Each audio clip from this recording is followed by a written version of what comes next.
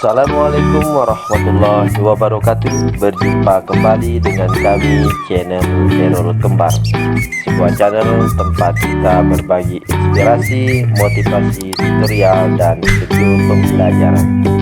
Jangan lupa hari ini untuk selalu bahagia dan bersemangat.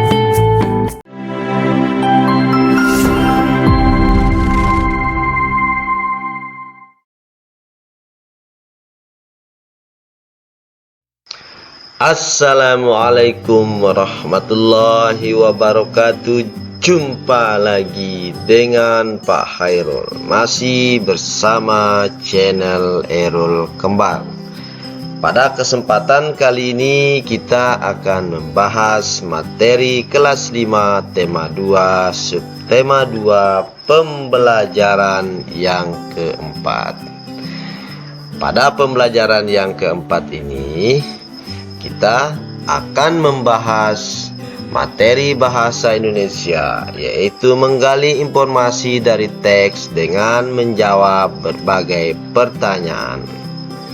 Juga ada muatan pendidikan kewarganegaraan yang membahas tentang tanggung jawab dalam keluarga, serta ilmu pengetahuan sosial membahas tentang pengaruh kegiatan ekonomi terhadap kesejahteraan masyarakat.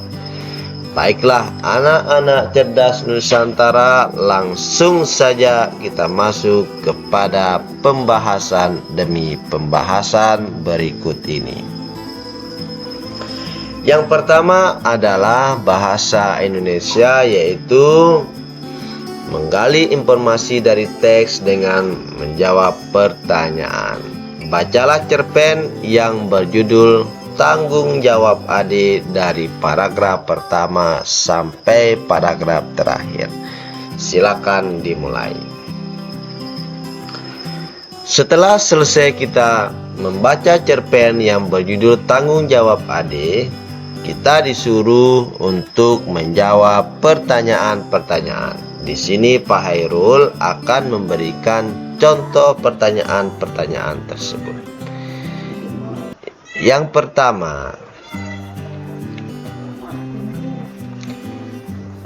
pertama adalah, siapa tokoh dalam cerpen Tanggung Jawab Ade?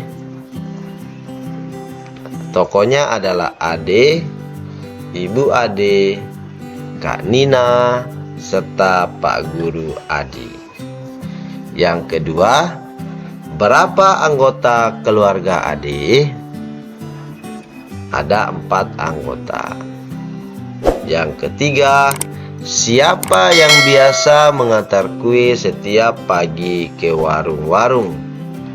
Dari cerpen tersebut kita dapat mengetahui bahwa orang yang mengantar kue setiap hari ke warung-warung adalah Kak Nina.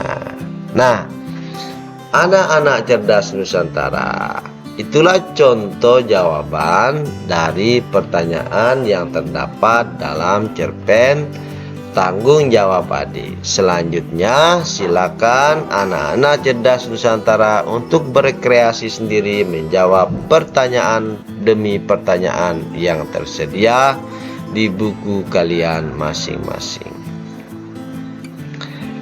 Anak-anak cerdas Nusantara, sekarang kita masuk kepada muatan pendidikan kewarganegaraan, yaitu tanggung jawab dalam keluarga. Siapa saja yang ada di dalam keluarga? Ada anak. Jadi apa itu tanggung jawab seorang anak? Salah satu tanggung jawab anak adalah membantu orang tua. Kita bantu sesuai dengan kemampuan kita. Tanggung jawab yang lain adalah belajar.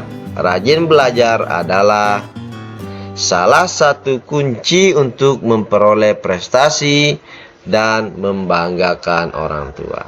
Jadi salah satu tanggung jawab dari seorang anak adalah membantu orang tuanya sesuai dengan kemampuan yang dimiliki. Selain itu, seorang anak juga harus belajar dengan giat agar dia mendapat prestasi dan bisa membanggakan kedua orang tuanya. Selanjutnya adalah tanggung jawab orang tua. Apa itu tanggung jawab orang tua? Salah satu tanggung jawab orang tua adalah memenuhi kebutuhan sehari-hari dan meningkatkan kesejahteraan keluarga. Itu merupakan tanggung jawab orang tua. Untuk memenuhi hal tersebut, orang tua bekerja untuk mendapatkan penghasilan. Nah, itu adalah masing-masing tanggung jawab yang ada dalam keluarga. Sebagai anak, kita juga memiliki tanggung jawab. Sebagai orang tua, kita juga memiliki tanggung jawab. Nah, anak-anak cerdas Nusantara, sekarang kita akan membahas tentang pengaruh kegiatan ekonomi terhadap kesejahteraan masyarakat. Perhatikan buku kalian dengan seksama. Pada cerpen tanggung jawab Ade, Ibu Ade mempunyai usaha makanan untuk dijual ke warung-warung. Dari usaha makanan itu, tentunya Ibu Ade akan memperoleh keuntungan. Keuntungan inilah yang akan menjadi tambahan penghasilan bagi keluarga Ade. Usaha yang dilakukan Ibu Ade tersebut merupakan contoh kegiatan ekonomi yang diharapkan dapat meningkatkan kesejahteraan keluarga Ade.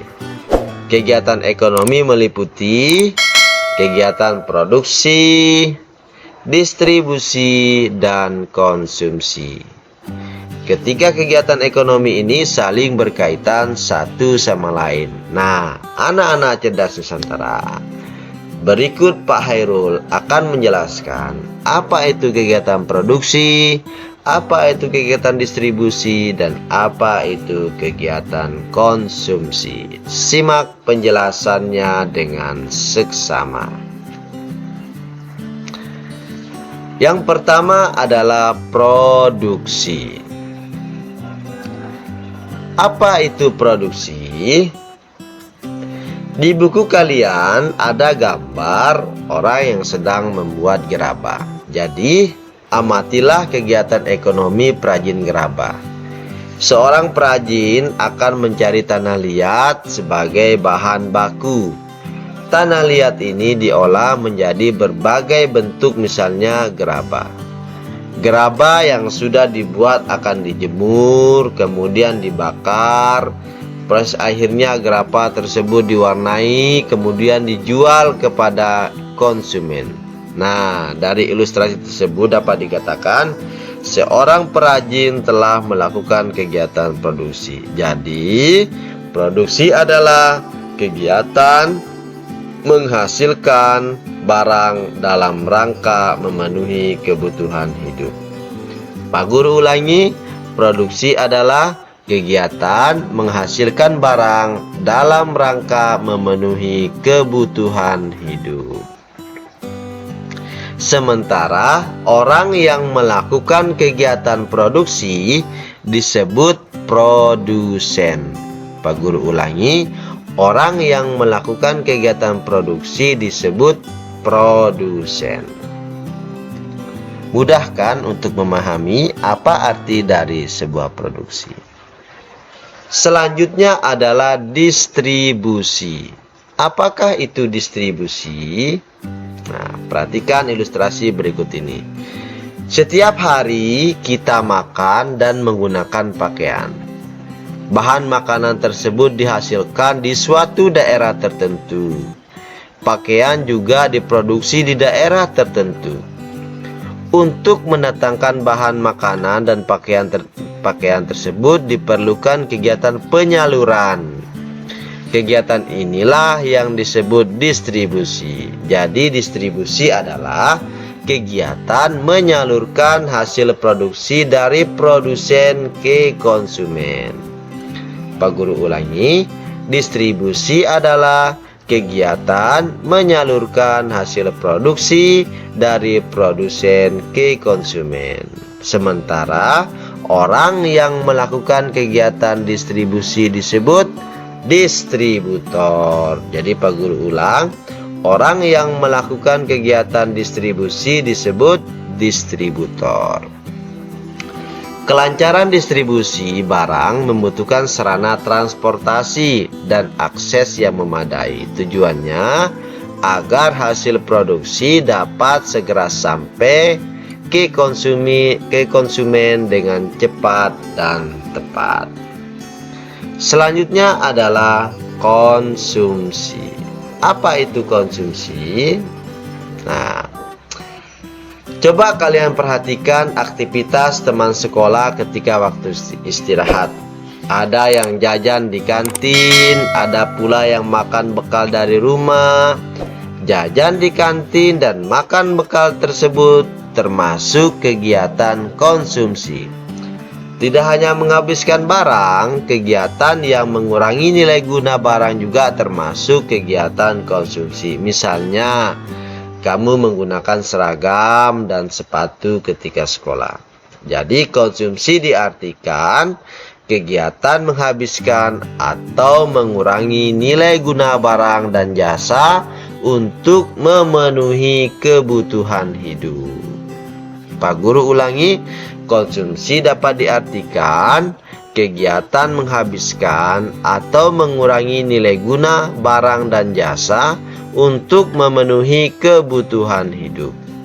Sementara orang yang melakukan kegiatan konsumsi disebut konsumen. Jadi konsumen adalah orang yang melakukan kegiatan konsumsi. Untuk mengonsumsi barang atau jasa, masyarakat mengeluarkan pengorbanan tertentu. Pengorbanan dapat berupa uang atau waktu. Dengan mengkonsumsi barang atau jasa, masyarakat berupaya memperoleh kepuasan optimal. Ini dilakukan untuk mencapai taraf hidup sejahtera. Nah, anak-anak cerdas Nusantara, itulah penjelasan tentang produksi, distribusi, dan konsumsi. Mudah-mudahan apa yang Pak Guru sampaikan dapat kalian cerna dan bisa anak-anak cerdas untuk memahaminya.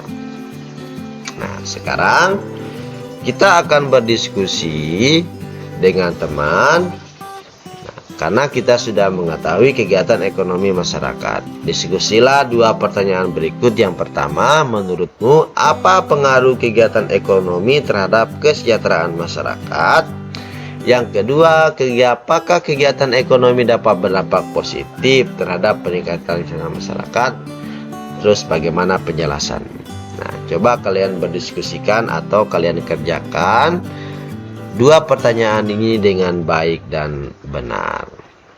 Baiklah anak-anak cerdas Nusantara, itulah penjelasan demi penjelasan yang dapat Pak Guru sampaikan pada kesempatan kali ini. Kita berjumpa kembali pada pembelajaran berikutnya. Jangan lupa jaga kesehatan, terapkan protokol kesehatan, yaitu dengan menerapkan 3M, menjaga jarak, memakai masker, dan mencuci tangan pakai sabun di air yang mengalir. Terima kasih.